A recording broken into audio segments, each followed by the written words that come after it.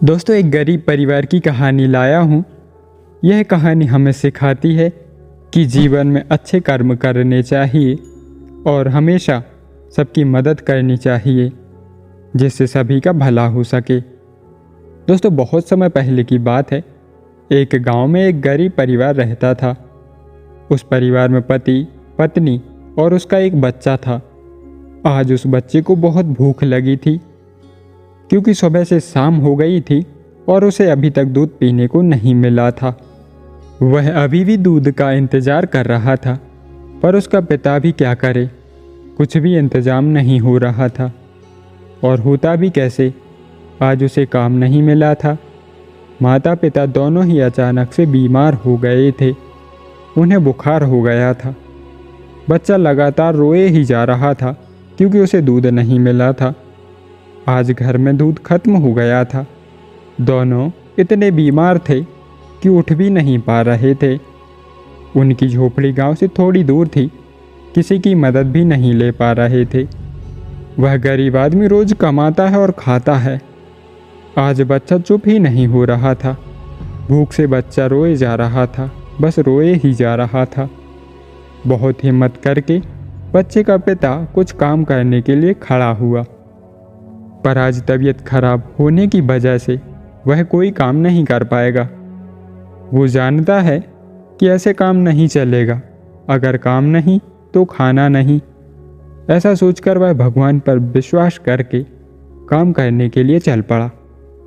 बहुत कोशिश करने पर भी आज उसे काम नहीं मिला और वह बहुत परेशान हो गया कि जब ज़रूरत नहीं होती तो काम मिल ही जाता है, लेकिन आज बहुत ज़रूरत होने पर भी कोई काम नहीं मिल रहा है। ऐसा कब तक चलेगा? पता नहीं भगवान हमें भूल ही गया है। ऐसा वह बैठे बैठे सोच रहा था। तभी उसकी नज़र एक आदमी पर गई। उसके पास बहुत सारा सामान था और वह किसी की तलाश कर रहा था कि कोई उसकी मदद करे, क्योंकि उसके पास भारी सामान था जो उसे उठाया नहीं जा रहा था।